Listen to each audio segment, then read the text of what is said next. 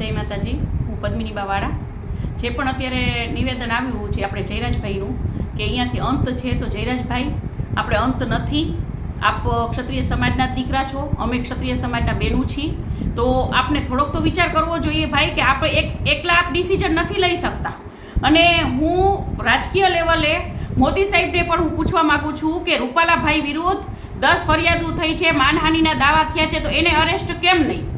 કેમ આમાં હું એ પ્રશ્ન કરવા માગું છું કે રાજકીય લેવલે કોઈ પણ ગુનો કરી શકો છો, એ બધાને ગુનો કરવાનો હક છે, તો આટલો બધો મોટો ગુનો જે રૂપાલાભાઈ જે બોલ્યા છે, જે અમારા માન ઉપર ગયા છે, અને આજ રાજપૂત ક્ષત્રિયના બહેનો નહીં, કોઈ પણ બહેનો, કોઈ પણ સમાજના બહેનો વિશે આ નથી બોલી શકાતું રૂપાલાભાઈને।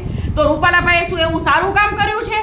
તો આજે જયરાજભાઈ એક અને જયરાજભાઈ કોઈ એક વ્યક્તિ કોઈ નિવેદન નથી આપી શકતા, એને કોઈ એવો હક નથી, અને સમાજ આખો વિરોધ છે, અને સમાજના બહેનો તો ખૂબ જ વિરોધમાં છે, અને સમાજના ભાઈઓ પણ ખૂબ જ વિરોધમાં છે।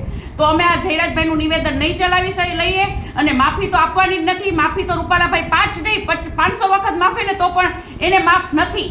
રૂપાલાભાઈની ટિકિટ રદ કરે, અને હું તો નરેન્દ્રભાઈ મોદીને આજે મોદીભાઈ આપે તો કેટલા બહેનો દીકરીઓ સાથે સારા એ લોકો માટે કામ કર્યા છે, તો આપ તો સમજો કે અમે બહેનો દીકરીઓ આપની પાસે ભીખ નથી માંગતા, અમે આપની પાસે ન્યાય માગીએ છીએ, અને અમને ન્યાય મળવો જોઈએ। રાજપૂત ક્ષત્રિય સમાજને ન્યાય મળવો જોઈએ કે કોઈને પણ હક નથી, રૂપાલાભાઈ નહીં, અમારા ક્ષત્રિય સમાજના દીકરાને પણ કોઈ હક નથી કે કોઈ પણ બહેનો દીકરીઓ વિશે બોલે, કોઈ પણ સમાજના બહેનો દીકરીઓ વિશે બોલે।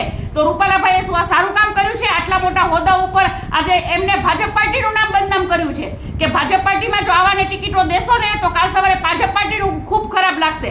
એટલે આ નિવેદન જયરાજભાઈનું કોઈ રાજપૂત ક્ષત્રિય સમાજ સ્વીકારશે નહીં, અને અમારો વિરોધ સતત ચાલુ રહેશે, બરાબર છે। અને રૂપાલાભાઈની ટિકિટ રદ જ થવી જોઈએ। અને બીજું કે આજે અમારા બહેનો ત્યાં ગયા હતા અને તેમને અરેસ્ટ કર્યા છે, તો જયરાજભાઈ નહીં, બીજા બધા ભાઈઓ રાજકીય લેવલે આપના રોટલા શેકો, પણ આપણા બહેનો દીકરીઓને એક સમાજ માટે થઈને ત્યાં બોલવા માટે આવ્યા હતા, પોતાની આબરૂ માટે લડાઈ દે છે, તો એને સપોર્ટ કરો, તમારા રાજકીય રોટલા નો શેકો મહેરબાની કરી। અને આજે આપ લોકોના માટે થઈ અને આ બહેનોને અરેસ્ટ કર્યા છે, તો ક્ષત્રિય સમાજના જેટલા પણ ભાઈઓ ત્યાં હોય એ લોકોને શરમ અનુભવવી જોઈએ। આજે રાજકીય લેવલે આપ રોટલા શેકો છો તમારા ખુદના, આજે સમાજમાં તમારું કોઈ પણ માનપાન નહીં રહે। આજે એટલું તો વિચાર કરો